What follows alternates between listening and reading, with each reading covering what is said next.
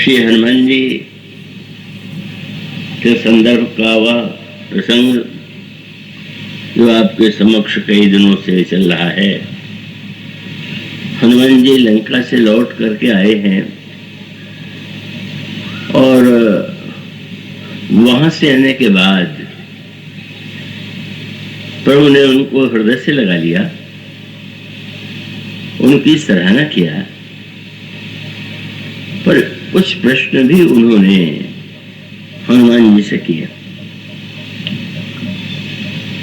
और वे प्रश्न यूं कहें तो अधिक उपयुक्त होगा कि वे हनुमान जी की परीक्षा के सूत्र हैं, प्रश्न हैं, और वो प्रश्न और उत्तर केवल इतिहास का ही नहीं, हम सबके जीवन का सत्य है। हम उन परिस्थितियों में, जिन परिस्थितियों का वर्णन श्री रामचरितमानस में किया गया है, प्रतिकूलताओं में ऐसे व्यक्तियों के बीच में घिरे हुए हों जिनकी वृत्तियां अच्छी नहीं है, कल्याणकारी नहीं है, तो उस समय हम अपने आप को कैसे शांत रख सकते हैं, किस तरह से हम उन परिस्थितियों में अपने को सुरक्षित रख सकते हैं। प्रभु ने हनुमान जी से पूछा, हनुमान, जनक नंदिनी सीता ने किस विधि से अपने प्राणों की रक्षा की है।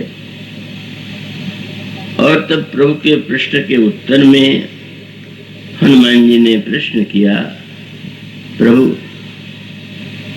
जहां पहरेदार भी हो, किवाड़ भी बंद हो, ताला भी बंद हो, जैसे वहां रखी हुई वस्तु सुरक्षित रहे, यह स्वाभाविक है, इसी प्रकार से लंका में भी जनक नंदिनी के पास ये तीनों ही वस्तुएं विद्यमान,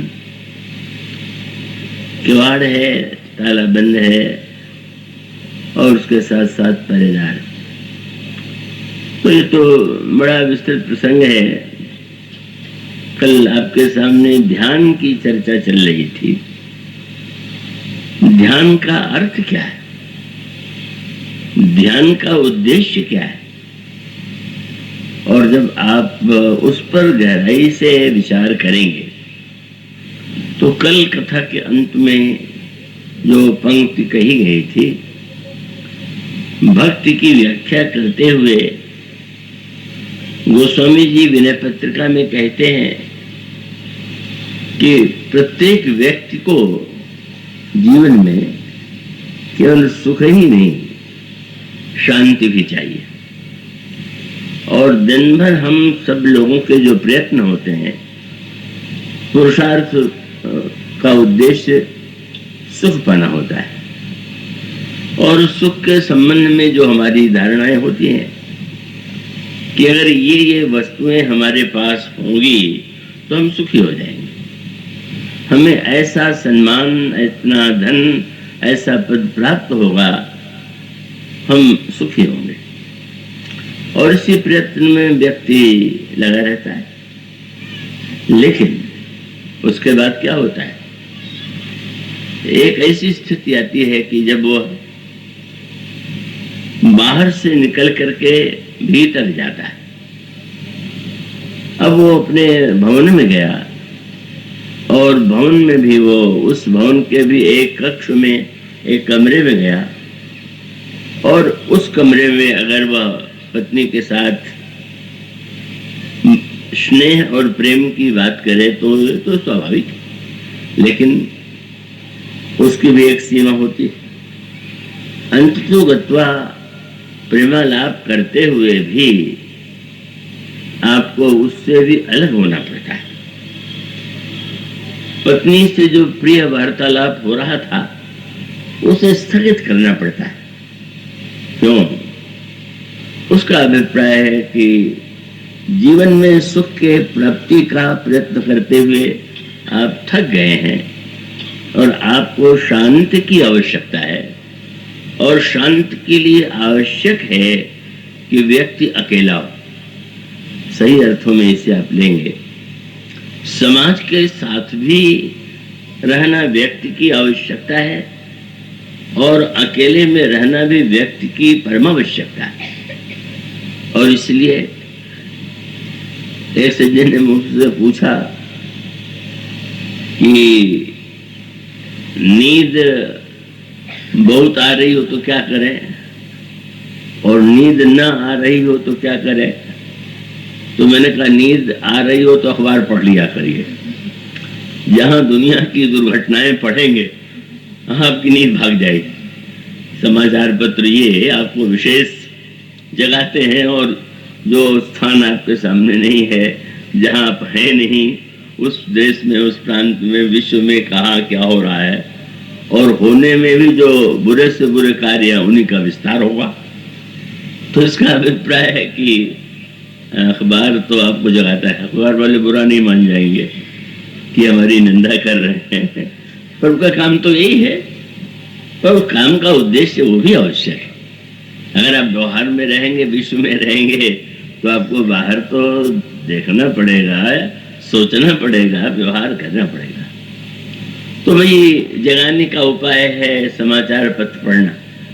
और नींद न आ रही हो तो रामायण पढ़िए, राम कथा पढ़िए।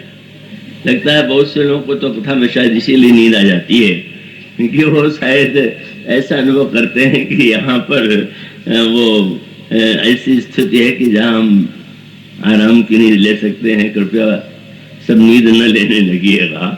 वो तो नींद का अर्थ ये है कि वो एक ऐसी स्थिति होती है कि आप पद, कोई भी बड़ा पद हो, कितना भी धन हो, कितनी भी आपकी ख्याति हो, चाहे सुख की जितनी सामग्री हो, पर आपको फिर जिस शांति की आवश्यकता है उस शांति के लिए आपको अद्वैत स्थिति में जाना पड़ता है। ये जो ध्यान है उसका उद्देश्य क्या है? आशा करता हूं कि आप लोग गंभीर होते हुए भी आप बड़े प्रबुद्ध हैं और एकाग्र भाव से उसे सुन करके समझ सकते हैं। उसमें वो विनय पत्रिका का वो सूत्र ध्यान में आपके सामने, अब कल आज बहुत से नए श्रोता होंगे, तो उसमें गोस्वामी जी ने भक्ति की दशा में एक अनोखा वाक्य लिखा कि भाई ये जो दृश्य प्रपंच है इसमें रहना आवश्यक भी है और बाध्यता भी है, पर क्या आप 24 घंटे केवल कार्य में ही संलग्न रह सकते हैं क्या? यदि आप सोना बंद कर दें कि ये व्यर्थ समय क्यों गवाएं, इसमें भी कुछ करते रहें, तो थोड़े दिन के बाद पागल खाने में जाना पड़ेगा। और उसका अर्थ ये है कि जब शांति की खोज में चलें तो ध्यान माने आपने नेत्र मूल लिया। अब यहाँ पर नेत्र की तुलना कपाट से की गई, किवाड़ से की गई। किवाड़ बड़ा सांकेतिक शब्द है। किवाड़ की विशेषता यही है कि अगर किसी भवन में कपाट न हो तो वहां तो आने जाने वालों की स्वतंत्रता है, चाहे जो व्यक्ति भीतर आ जाएगा और चाहे जो व्यक्ति भीतर से बाहर चला जाएगा। तो हम लोगों के अंतःकरण में भी मनो किवाड़ नहीं, और इसलिए आने जाने वालों की भीड़ लगी हुई, चाहे जब जो विचार भीतर बैठ जाता है और चाहे जब निकल जाता है। अब ऐसी स्थिति में यह आवश्यक है कि यह जो शरीर के रूप में हमें द्वार प्राप्त हुआ है, इंद्रिय क्या है? इंद्रिय द्वार धरो खाना। इंद्रिय जो प्राप्त है आपको वही मानो द्वार है, और उस द्वार में भी आपको कुछ इंद्रियों में किवाड़ मिले हुए। मैं ऐसा करता हूं आप एकाग्रता से सोचें। जैसे ईश्वर ने आंख दिया तो आंख के साथ साथ पलकें भी दे दिया। अब अगर पलक न हो तो आप फिर लाचार है, आंख खोले देखते रहिए। पलक है तो आप चाहे जब चाहे देखें और चाहे जब न देखें। तो इसका अभिप्राय ये है, वो रामायण में बड़े व्यंग्यात्मक प्रसंग आते हैं और वो कभी कभी पढ़ने में तो लगता है कि ये तो कुछ क्या तू मैं की भाषा है, और उसका अर्थ बड़ा गंभीर होता है। परशुराम जी महाराज और लक्ष्मण जी का संवाद चल रहा है। परशुराम जी जगतवंद्य हैं, सभी उनसे भयभीत भी हैं उनके निश्चय से, कठोरता से, पर लक्ष्मण के रूप में एक किशोर अवस्था के बालक ने जो वार्तालाप करते हुए कुछ ऐसी भाषा का प्रयोग किया कि वे क्रुद्ध होते जा रहे हैं, रुष्ट होते जा रहे हैं, और इसीलिए तुलसीदास जी ने दो बातें कही। परशुराम जी के लिए प्रसिद्ध है कि बड़ा क्रोध उनकी प्रकृति बन गई थी। और दूसरा एक सांकेतिक प्रसंग ये है, तो क्रोध की तुलना अग्नि से की गई, और ये जो बाढ़ आती है उसमें अग्नि भी समस्या है और जल भी समस्या है। जल की समस्या, जब तक नदी में केवल जल है तब तक उससे बढ़कर के उपयोगी क्या होगा, लेकिन उसी नदी में यदि बाढ़ आ जाए तो परिणाम होगा कि गांव और नगर डूबने लगेंगे और हजारों व्यक्तियों का विनाश होगा, पशुओं का विनाश होगा। और उसका सूत्र यह है कि सद्गुण भी अगर जीवन में नियंत्रित न रहे तो वो परिणाम ये होगा कि वो घातक हो जाएगा। तो परशुराम जी महाराज ने जो क्रोध स्वीकार किया वो तो अन्याय के लिए आवश्यक है। अगर आपको बुराई पर, अन्याय पर क्रोध नहीं आता तो आपको तो क्रोध मिटाने की इच्छा होगी ही नहीं। तो क्रोध करना भी जीवन के लिए एक अनिवार्य आवश्यकता है। पर आपके घर के एक कमरे में आग न हो तो आप भूखे रह जाएंगे, और एक कमरे में आग रहे तो आग बहुत अच्छी, पर पूरे घर में आग फैल जाए तो कैसा लगेगा। उसका अभिप्राय हुआ, परशुराम जी के लिए संकेत किया गया कि उन्होंने क्रोध अन्याय के विरुद्ध किया, अन्याय मिटाने के लिए किया, पर क्रोध करते करते वो आग क्रोध की बढ़ती जा रही, और बढ़ती जा रही है। तो उसका एक चित्र गोस्वामी जी ने मानस में प्रस्तुत किया। अब लक्ष्मण जी से पहले तो उनको जनक पर क्रोध आ गया। क्रोध में आकर के जनक के लिए जिस शब्द का उन्होंने प्रयोग किया वो तो उचित नहीं था। कह सकते थे कि राजा जनक, ये बताओ कि धनुष किसने तोड़ा, पर उन्होंने प्रश्न किया, कहूँ जड़ जनक, अरे मूर्ख जनक। जनक उसमें संसार के सबसे बड़े ज्ञानियों में गिने जाते थे। उनके लिए जब जड़ शब्द का प्रयोग किया तो कोई पूछ सकता है कि आप मूर्ख क्यों कह रहे हैं। बोले, आज तक मैंने तो ये सुना था कि पूजा की मूर्ति टूटने न पावे, इसकी लोगों को चिंता होती है, पर इसने धनुष की पूजा किया और उसके बाद प्रतिज्ञा कर दिया कि जो तोड़ेगा उसी को मैं कन्या अर्पित कर दूंगा। तो मूर्ख नहीं है तो क्या। और उसके पश्चात क्रोध में भर के पूछते हैं और एक बात और कह देते हैं, जल्दी बोलो। क्यों नहीं तो स्पष्ट बता दिया। कह सकते थे कि तो दंड दूंगा ना। बोले, बेग दिखाओ मूड न तो आजू, उलटो जहां तो राजू। जल्दी से दिखलाओ नहीं तुम्हारा जितना राज्य है उलट दूंगा। अभी क्या हुआ, आप तो जो है इतने उद्विग्न हो जाए कि आप कहें तुरंत बोलो नहीं तो मैं सब तोड़ फोड़ कर डालूंगा। और उसके पश्चात श्री राम एक नियंत्रित भाषा में श्री राम बोलते हैं। इसलिए गोस्वामी जी ने बहुत सुंदर शब्द चुना कि एक राम के बाद दूसरे राम की क्या आवश्यकता है। बोले, वस्तुतः जैसे नदी में बाढ़ आती है तो बांध बनाया जाता है, जिससे नदी का पानी जो है लोगों को कष्ट न दे, डुबोए नहीं। इसी प्रकार से परशुराम जी का क्रोध जब नदी की बाढ़ बन गया तो श्री राम बांध बन के सामने आ गए। बस बस बहुत हो गए। तो श्री राम नियंत्रित हैं, और इसीलिए परशुराम जी और श्री राम का संवाद जो है वो एक संकेत है का ये जो जनकपुर का प्रसंग है और नियंत्रित काम, नियंत्रित क्रोध, नियंत्रित लोभ का क्या रूप होना चाहिए इसका परिचय है। तो काम के संदर्भ में आप अभी सुन रहे थे।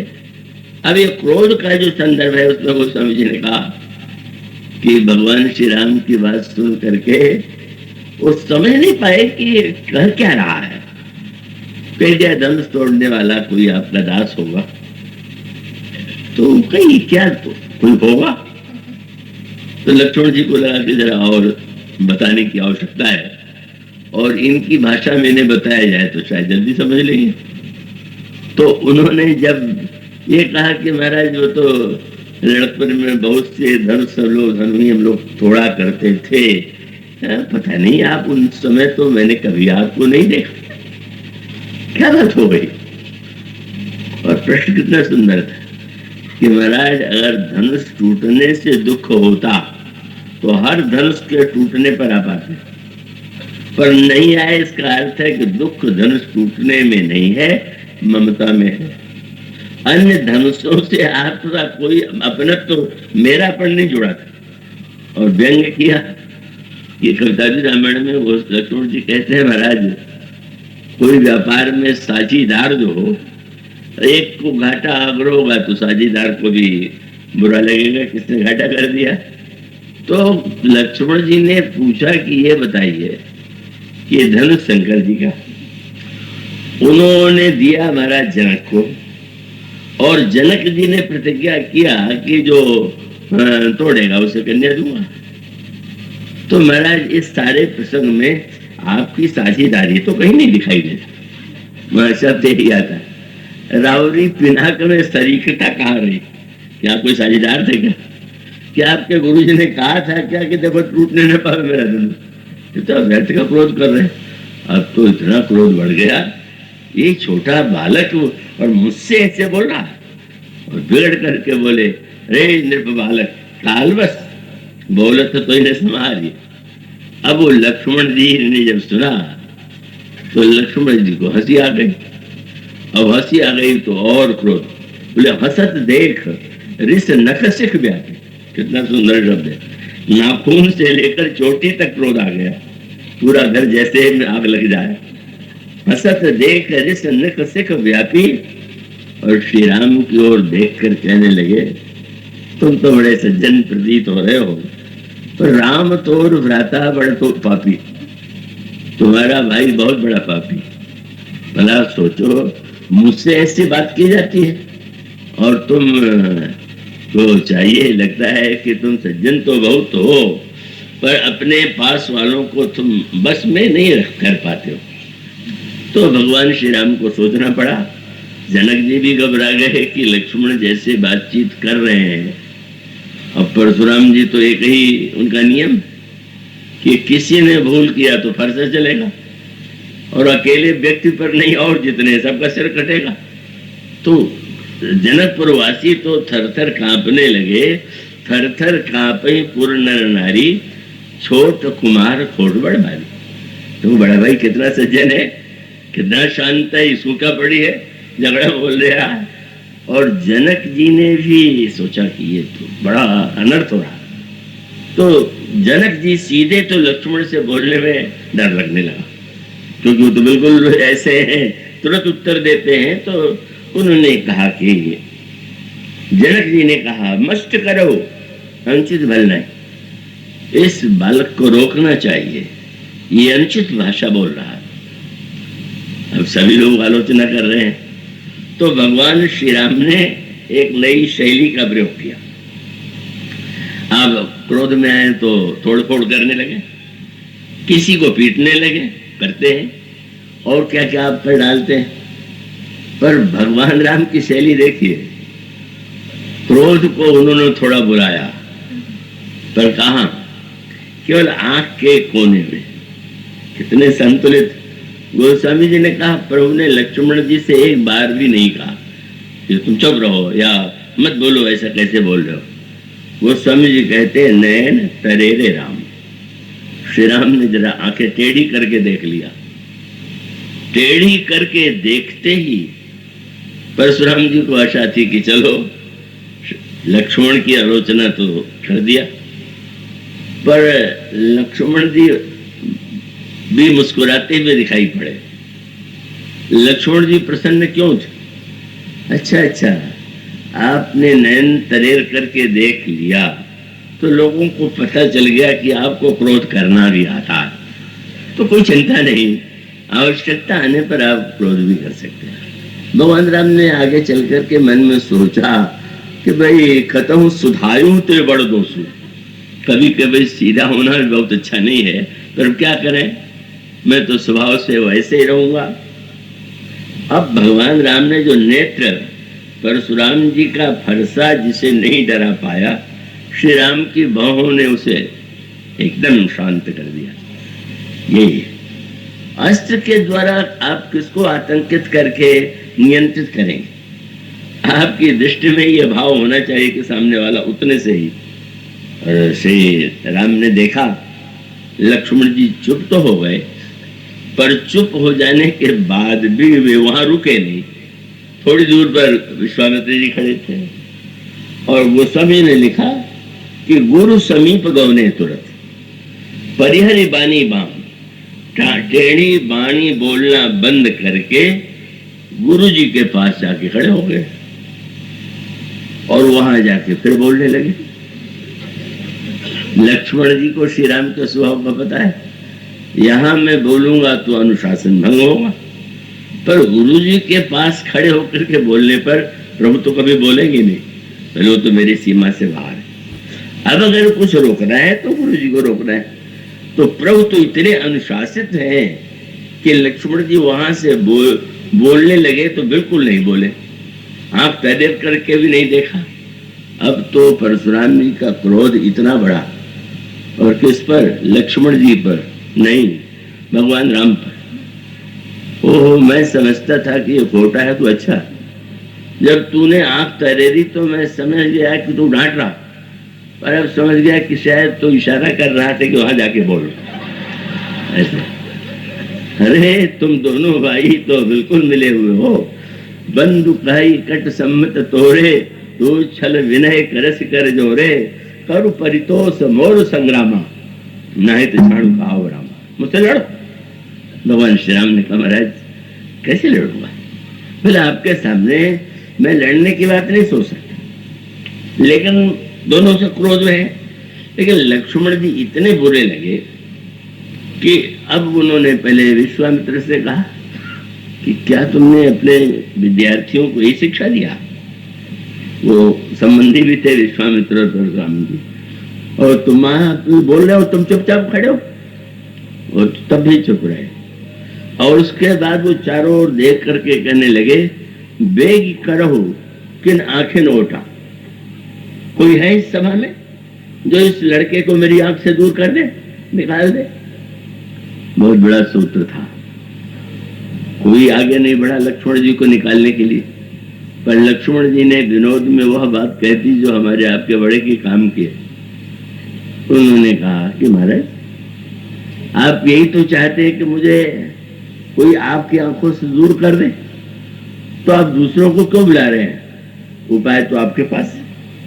क्या? बोले मुंह दो आंख खत्म को नहीं। आपकी आंख में पलके हैं, आप मुद लीजिए तो मैं नहीं दिखाई दूंगा। और अगर आप ये निर्णय कर लेंगे कि जो जो आपको ठीक न लगे वो निकाला जाए तो तुम्हारा जिसका तो अंत कभी नहीं होगा।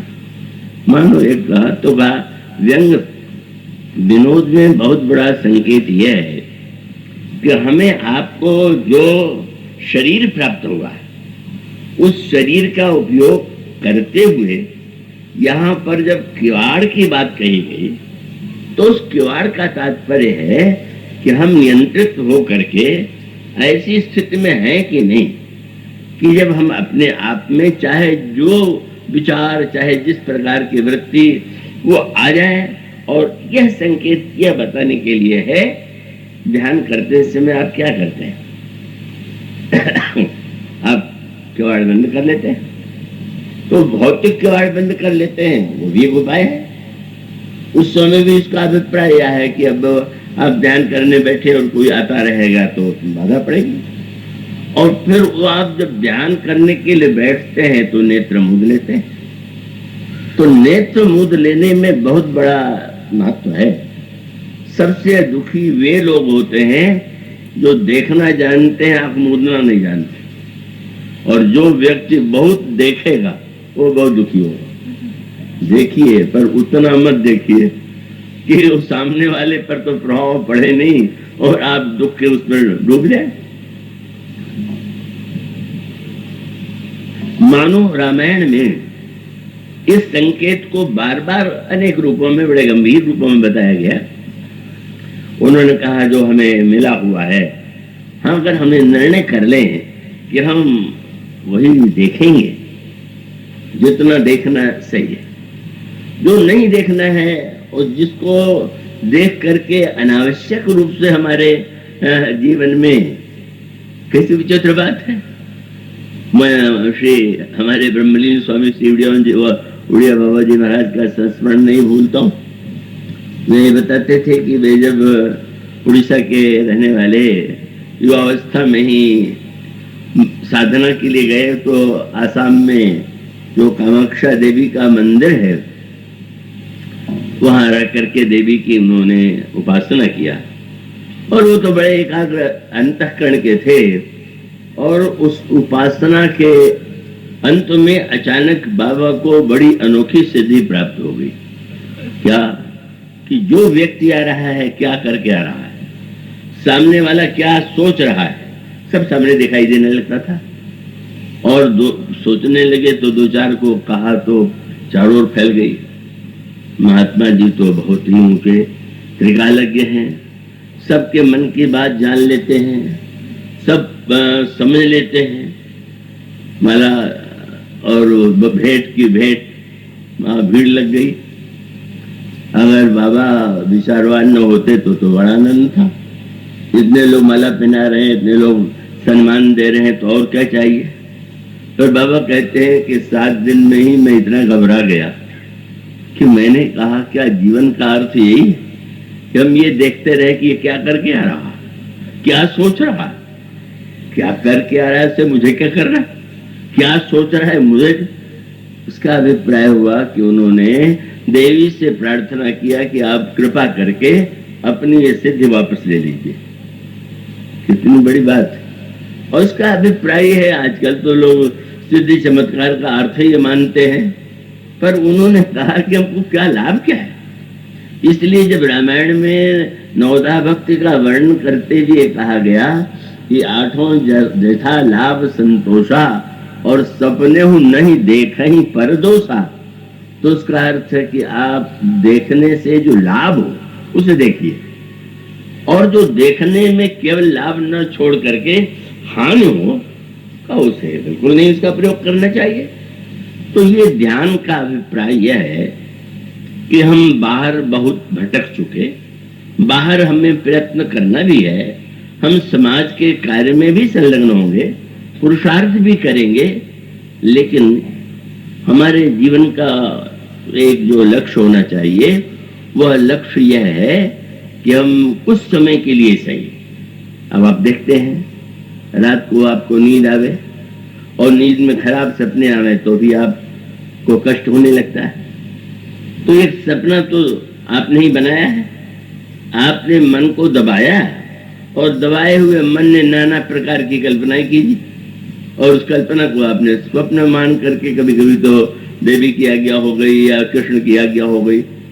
एक सज्जन भोपाल में खड़े हो गए थे कई वर्ष पहले चुनाव में, न किसी दल में न किसी संस्था में न कोई अनुयायी। उनसे पत्रकारों ने पूछा आप किस लिए खड़े हुए हैं? बोले मेरा तो खड़े होने का कोई विचार नहीं था, पर भगवान कृष्ण ने स्वप्न में आदेश दिया कि तुम खड़े हो जाओ, तो मैं खड़ा हो गया। तो फिर आपका क्या होगा? मत आपको कहां से मिलेंगे? बोले दूसरों के पेटी से मत निकल के हमारी पेटी में आ जाए, जमाना जब्त हो गई। इसका अर्थ ये है कि आप अच्छे सपने को सचमुच सही मत मान लिया करिए। बुरा सपना तो वैसे कष्ट देता है, पर अच्छे सपने को आप कोई उसको महत्व ये दे करके वैसे न कर दीजिए जैसा दिखाई देता है। तो एक स्थिति तब आती है कि जब आपको सपना दिखाई देना बंद हो जाता है, और जब सपना दिखाई देना बंद होता है तो आपको कितनी आनंदमयी नींद आती है। क्यों?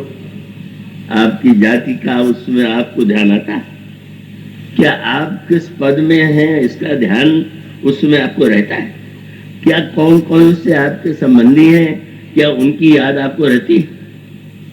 जब कुछ नहीं होता तो आप सबसे सुखी होते हैं। सबसे गहरी नींद में आप उठते हैं तो कहते हैं आज तो बहुत अच्छी नींद आई। तो जैसे भौतिक जगत में गहरी नींद आती है, वो नींद थकान से जुड़ी हुई है। अब ध्यान माने, अब वहां पर वो बलात् तमोगुण से अच्छा नींद नहीं। अभी तो क्या है, आपने यह निर्णय किया कि हम सर्वथा एकांत में, और उस एकांत के अर्थ को आप समझ गए होंगे। एकांत माने केवल बैठने के लिए एकांत में बैठ जाना एकांत नहीं है। एकांत का अर्थ है भीतर जो है उनको निकालिए। अब कमरे में आपको सोना हो तो मुझे तो कई बार करना पड़ता है कि जो आगे बैठ जाते हैं तो कहना पड़ता है कि भाई आप कृपा करके बताइए। और उसका अभिप्राय है कि बुरे लोगों को तो घुसने मत दीजिए, और अच्छे व्यक्तियों को भी कहिए कि नहीं अब नहीं।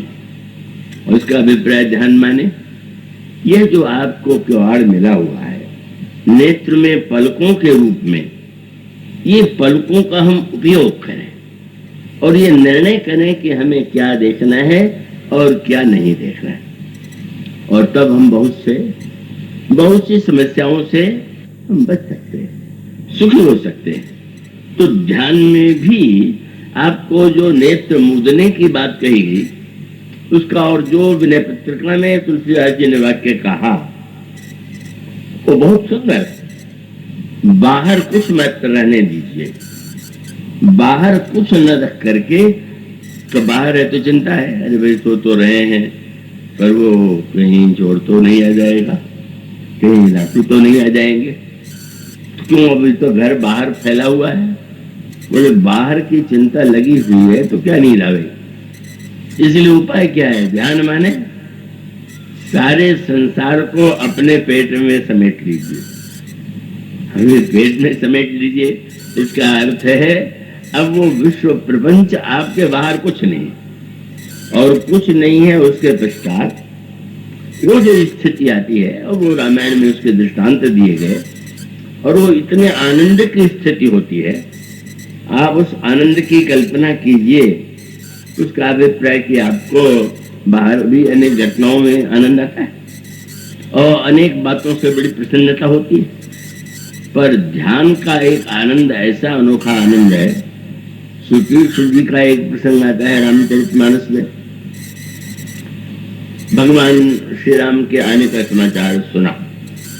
वे भगवान राम के भक्त हैं और सुनते ही प्रभु से मिलने के लिए दौड़ पड़े। प्रभु आगमन श्रवण सुनि पावा, करत मनोरथ मातुर धावा। पर जाते हुए लगने लगा कि क्या मेरे जीवन में कोई ऐसी वस्तु है जिसके द्वारा हम भगवान को रिझा सकते हैं? तो लगा कुछ नहीं। मोरे जीव भरोस दृढ़ नहीं, भगत विरति न ज्ञान मन माई। जब तक कुछ दिखाई देगा तब तक चिंता किए बिना रहेंगे नहीं। कुछ है ही नहीं है तो कुछ नहीं है। तो एक बहुत दरिद्र व्यक्ति था, किसी ने देखा कि वो शनिवार को यात्रा कर रहा है तो कह दिया कि आज शनिवार है, बड़ा कष्ट आएगा। बोले यहाँ कुछ है ही नहीं तो शनि क्या हमारा बिगाड़ लेगा। कुछ होता तब मैं शनि की चिंता करता, कुछ नहीं है तो फिर इसका अभिप्राय ये हुआ कि अब तो कुछ नहीं, और कुछ नहीं है तो फिर ऐसी परिस्थिति में अनुभव छोड़ दीजिए। आप ये मानने की भूल क्यों करते हैं कि आप ही सब कुछ, सारे संसार का बोझ उठाए हुए हैं, परिवार का बोझ आप उठाए हुए हैं, एक बहुत बड़ा भ्रम मनुष्य पाले रहता है और पाल पाल करके दुखी होता है। उदयन में किसी ने सुनाया कि सेठ जी के जब मृत्यु का क्षण आया तो अचानक उनको ध्यान आया अपने परिवार का, तो मुनीम जी को बुलाया। मुनीम जी, आप तो सारा हिसाब किताब जानते हैं, ये बताइए कि हमारे पास कितना धन है। तो उन्होंने कहा, आपके पास तो 22 पीढ़ी तक कुछ न करके भी लोग आनंद से रह सकते हैं। सुन करके सेठ जी के आंख में आंसू आ गया। मुनीम जी ने समझा कि शायद प्रसन्न हो रहे हैं। पूछा, आप को आंसू क्यों आ गया? बोले, तुमने ये कहा कि 22 पीढ़ी तक लोग सुख से रहेंगे, पर 23वें का क्या होगा? बताइए। अब आपको इतनी बड़ी चिंता अगर हो गई तो इस चिंता का तो कभी कोई अंत नहीं हो। आप अपने आप को क्यों वह अपने ऊपर हमेशा ही लादे रहते हैं? और देंगे, वो एक पक्षी टिटेरी होता है और नदियों के किनारे रहता है। वो रात को सोते समय ऐसे पैर ऊपर कर देता है। वो तो एक पक्षी का स्वभाव है, पर कभी लोग तो पक्षियों से बात कर लेते हैं और जीवन के लिए उपदेश भी ढूंढ लेते हैं। किसी ने टिटवी से पूछा, अरे भाई आराम से पैर फैला के सो जाओ, ये क्या पैर ऊपर उठाए हुए हो? टिटवी ने कहा, तुम लोग की तरह स्वार्थी थोड़ी, तुम पैरा के सो गए तो सोचो इतना बड़ा आकाश है, इतने तारे हैं, इतने सब हैं, ये रात वही टूट पड़े तो सब मर जाएंगे, इसलिए पैर ऊपर उठाओ तो उसको रोक लो। रावण के लिए वो नहीं वाक्य लिखा, उमा रावणी असाभिमाना जिन्हें टेकते भी खर्च सूट उतारा। कुछ नहीं, मानो कुछ समय के लिए अच्छा ठीक है और समय चिंता कर लीजिए, पर कुछ समय तो ऐसा मान लीजिए कि आप नहीं हैं, आप कुछ नहीं, बस कुछ नहीं है, ऐसा भी इसमें को एक समय मानना चाहिए। कुछ नहीं, ना आपकी कोई जाति है, ना आपका कोई कुल है, ना आपका कोई पद है। ये जो स्थिति है ध्यान के लिए परमावश्यक, और यह जब बन जाए, प्रारंभ में ऐसा नहीं होता, प्रारंभ में तो ध्यान का नाटक ही होता है, बैठ जाते हैं, आंख मूंद लिया और आंख मूंद करके थोड़ी देर लौट आएगी, ध्यान करके लौटे। तो ये जो ध्यान की स्थिति है, ये व्यक्ति को बनाती है दो स्थिति। एक तो ये कि आप देश और काल और व्यक्ति भाव तीनों से अलग हो जाइए। तीनों जब भूल जाए तो समझ लीजिए आपका ध्यान पक्का है।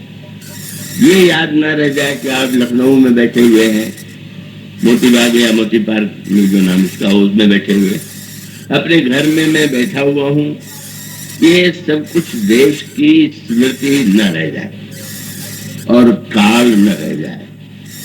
काल माने ये, इसका अभिप्राय कितने बजे, अब यहाँ तो ध्यान करने भी जाइए तो फिर ये ध्यान बना रहेगा कि कितने देर, मनुष्य का अभिप्राय कि उतने देर भी हम काल को नहीं भूल पाते, समय को नहीं भूल पाते। तो जब हम देश और काल में आंख मूंद करके भी देश, काल और व्यक्ति के रूप में अपना चिंतन कर रहे हैं, तो कैसा ध्यान? ध्यान का अर्थ सब कुछ भूल जाए। तो सुतीक्षण जी की दशा ही हो गई।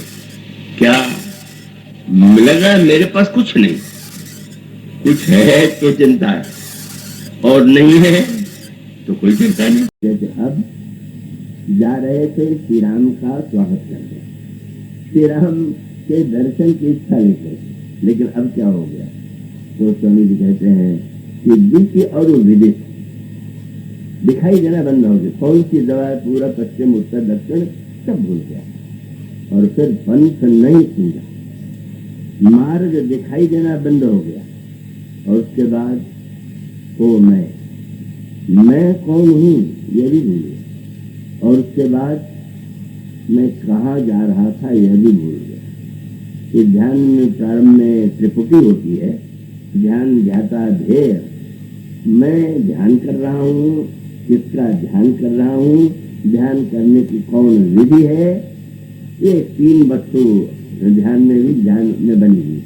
पर जब ध्यान गहरा हो जाएगा तो तीनों जो है उनकी स्मृति भूल जाए। अब भूषुंड जी को दिशी और तथा सुतीक्ष जी को दिशी और विदिश पंथ नहीं सूझा को मैं, और को मैं कहने को कहाँ नहीं दी, मैं कहाँ जा रहा था ये भी भूल गया, और सब अचानक चलते चलते बैठ गए। बैठ करके अब वो जिस स्थिति में पहुंच गए, मानो भगवान ने एक लीला किया। भगवान लक्ष्मण जी से कह रहे थे कि वो बड़ा प्रेमी, मुझसे बड़ा प्रेम करता है, वो आ रहा है। तो बहुत देर हो गई, तो लक्ष्मण जी ने कहा हमारा जो प्रेमी कहाँ है? बोले भाई अब रह गया कहीं, चलो ढूंढे। ईश्वर को ढूंढना भी एक कार्य है, पर जब ईश्वर ही आपको ढूंढने निकल पड़े तो समझ लीजिए आपका ध्यान पक्का हो गया। ध्यान में आप ईश्वर को खोजते, पर एक स्थिति ध्यान की हो जाएगी कि जब ईश्वर ही आपको खोजने लगे। कभी का वो दोहा आपके ध्यान में होगा, मन ऐसा निर्मल भया जैसे गंगा नीर, पाछे पाछे हरि फिरे कहत कबीर कबीर। मानो स्थिति अब उस मार्ग में बैठ गए। भगवान राम ने लक्ष्मण से कहा भाई चलो खोजे, और जब जा करके देखा तो वृक्ष के नीचे बिल्कुल नेत्र मुदे डूबे हुए, और डूबे हुए, और उसके पहले नचने भी लगे। कबहू का फिर आगे सो जाई, कबहू का नृत्य करे गुन गाई। कभी गा रहे हैं, कभी बैठ रहे हैं। बैठ गए और भगवान राम आए, और भगवान राम ने कहा अरे भाई उठो उठो उठो, तो मैं तुम जिसका स्वागत करने जा रहे थे आ गया मैं। और गोस्वामी जी का ध्यान क्या है? मुनि राम बहु भांति जगावा, जागन ध्यान जनित सुख पावा। ध्यानस्थ श्री राम के रस में इतने डूबे हुए हैं कि स्वयं ईश्वर जगा रहा है। उठो तो, पर ध्यान का ये सुख, ये ध्यान की दिव्यता। और तब के पश्चात प्रभु ने सोचा कोई उपाय करना पड़ेगा। तो राम रूप का ध्यान कर रहे थे, तो प्रभु ने जानबूझ करके उस रूप को विलुप्त करके चतुर्भुज रूप प्रकट कर दिया। घबरा गए, श्री राम ने हृदय से लगा लिया। तो ध्यान का अभिप्राय है कि जो देश काल पर नहीं। मैंने पुस्तक में गोस्वामी कहते हैं न तो वहाँ हर्ष है, न भय है, न देश है, न काल। ये जब स्थिति सकल दृष्टि निजोदर मेरी, तो वह निद्रा तज्जोगी, तो यह हरिपद अनुभव परम सुख, अतिशय द्वैत वियोगी। दो नहीं रह गए। जब तक वे और मैं ये अलग अलग है, नहीं बाहर वाले भी नहीं। और यहाँ तो श्री राम और वह ध्यान की चरम पराकाष्ठा, इसकी स्थिति चित्रकूट के मिलन में है। श्री भरत को भगवान राम हृदय से लगा लेते। पर आश्चर्य शिष्टाचार ये है कि कहीं यात्रा करके आवे तो आप पूछते हैं आपकी यात्रा अच्छी तो रही? जब प्रभु लंका से लौट करके आए तो भरत जी से उन्होंने पूछा था, भरत तुम अच्छे तो रहे? मूढ़त कृपा निधि कुशल भरत है। लेकिन यहाँ पर श्री राम ने भरत जी से पूछा भी नहीं कि भरत इतनी दूर यात्रा करके आया हो, कैसी यात्रा रही? तो स्वामी जी कहते हैं कि वे पूछ नहीं रहे, और अच्छा तो भरत जी कहते कि महाराज मैं इसलिए आया हूँ। वो स्वामी जी ने कहा भाई जहाँ कहना सुनना सब बंद हो गया। को कछु कही न को कछु पूछा, प्रेम भरा मन निज गति छूटा। और अब प्रश्न किया जाता है बुद्धि से। अब वो कितनी बातें कही जाए और कितनी नहीं कही जाए की चिंता होती है। इसका अभिप्राय ध्यान की भी कई कक्षा है। मन की कक्षा, बुद्ध की चित्ता और स्थिति, और चित्त की स्थिति। ये ध्यान के तीन केंद्र हैं। तो मन में जो ध्यान है वो लगता है टूट जाता है, और बुद्धि का भी ध्यान जहाँ है वहां तक कुछ न कुछ बना हुआ है। इससे ऊपर जब चित्तकूट में पहुंच जाए, इस चित्त की स्थिति है। इसको इतना ही संकेत आप समझ लें कि वह स्थिति जहां पर कोई बहिरंग भान या मन और अंत में जैसे बुद्धि है, बुद्धि का इतना महत्व है, पर आप बुद्धि से जो निर्णय करते हैं, क्या वो निर्णय सदा ठीक होता है क्या? क्योंकि वो निर्णय भी जो आप करते हैं वो आप अपने व्यवहार में आपने जो पढ़ा या सुना है उसी के आधार पर तो निर्णय करते हैं। तो एक स्तर तब आता है जब बुद्धि से भी आप ऊपर उठ जाए, मन से ऊपर उठिए, बुद्धि से ऊपर उठिए और तब पहुंच जाइए चित्रकूट में। हमको चित्रकूट का एक अनोखा अर्थ बताया एक अपढ़ व्यक्ति ने। मुझे चित्रकूट से प्रारंभ से प्रेम रहा है, तो प्रारंभ में जाते समय ध्यान रखता था कि नाम ज्यादा है तो लोग जाने नहीं और हम शांति से रहें, क्योंकि प्रवचन के लिए जाते नहीं थे। अब जाते हुए मैं हर वर्ष जाता तो एक ऐसे अपड़ व्यक्ति जिनको बाद में बहुत मैं सम्मान देता था, बड़ा संकोच करते थे का वो मिले। वो मेरे देने वेने के कुछ स्वभाव से लगा कि कोई सेठ का लड़का है, कुछ भक्ति भाव उसको ज्यादा ही हो गया है। तो उन्होंने कहा कि तुम मुझसे नित्य कथा सुना करो, तुम रहते हो ज्यादा दिन तो या परिक्रमा में कथा सुनो। तो मैं बैठ गया, बड़ा हमारा सुनाइए। तो पहले उनसे कहा कि पहले तुम ये बताओ कि तुम चित्रकूट शब्द का अर्थ जानते हो कि नहीं? मैंने कहा नहीं महाराज, मैं तो नहीं जानता। तो उन्होंने कहा देखो पहले बता देता हूँ, चित्रकूट माने चित्त को जहाँ कूट दिया जाए वो चित्रकूट। अब कोई शास्त्रीय अर्थ तो नहीं मानेगा, कूट माने पर्वत कहेगा, पर उन्होंने जब कहा कि चित्त को जहाँ कूट दिया जाए तो मैं बहुत प्रसन्न हुआ। हमने कहा आपने तो ऐसी बढ़िया बात कह दिया कि जब तक चित्त में वृत्तियां उच्छृंखल है तब तक चित्रकूट का। और मुझे नित्य कथा सुनाते थे, और कभी संकट आना होता है तो कानपुर के कुछ ऐसे व्यक्ति जो प्रतिवर्ष सुनते होंगे वहां निकले और मुझसे मुझे कथा सुनते देख करके आके लगे करे मुझे प्रणाम करने। तो फिर वो लगा कि कोई इसको प्रणाम लोग क्यों कर रहे हैं। अब वो पूछा कि है कौन, तो उसके बाद फिर संकोच करने लगे कि अब हम आपको क्या सुना सकते हैं। मैंने कहा आपने तो सुनाया जो आज तक मैंने नहीं सुना। आपने तो एक वाक्य में ऐसी सुंदर बात कह दिया, जब आप प्रशांत हो जाए, मन बुद्धि ना हो और चित्त भी पूरी तरह से उसके वृत्ति समाप्त हो जाए, जब मिलन हुआ तो क्या हुआ? बोले परम प्रेम पूरन दो भाई। शिष्टाचार कब आता है? जब बुद्धि काम करे। ये आए हैं पूछना चाहिए, पर बुद्धि है कहाँ? न मन है न बुद्धि है, न तो ये भान है कि मैं राम हूं और ये भरत। गोस्वामी के परम प्रेम पूरन दो भाई, मन बुद्धि चित्त अहिमित विसराई। ऐसी जो स्थिति है जिसमें भरत को भरत होने का भान नहीं है, श्री राम को श्री राम का भान नहीं है। ध्यान माने आपको सब कुछ भूल जाए। बैठी हुई है अशोक वाटिका में, पर अगर यही स्मृति बनी रहे तो महान कष्ट ही अत्यधिक हो जाएगा।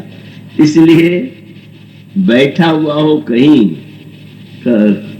बैठी हुई जनक नंदिनी का अशोक वाटिका में जब पहुंच जाती है, जनक वाटिका में, पुष्प वाटिका में, सब भूल जाए, कुछ याद न रहे, बस उस लीला में अपने को सम्मिलित करके जब हम उस स्थिति में पहुंच जाते हैं तब वो स्थिति ध्यान की स्थिति होती है। उस समय किवाड़ बंद होता है और जहाँ अन्य बाधाएं हो वहां नाम जप का आश्रय कर लीजिए, और किसी वस्तु के माध्यम से अगर आप चित्त एकाग्र कर सकेंगे, हनुमान जी ने कहा प्राण जाहि के बाट, और वो गदगद हो गए, धन्य हो। और ये उत्तर यही मानव जीवन का एक सत्य है। कुछ समय ऐसा निकालिए जब भीतर जाइए और सब कुछ भूला करके केवल भगवान में ही डूब जाइए, तो आज इतना ही ठीक रहेगा। और कल इसके बाद समापन। बोलिए सियावर। श्री रामचंद्र की जय, उमापति महादेव की जय, ओम हनुमान की जय, राम कृष्ण चंद्र की जय, गुरुदेव भगवान की जय, सब संतन की जय, बोलो शंकर भगवान की जय, बोलो भक्त भगवान की जय, गोस्वामी तुलसीदास महाराज की जय, बोलो पूज महाराज जी की जय, सनातन धर्म की धर्म की धर्म का प्राणियों में विश्व का हर हर महादेव।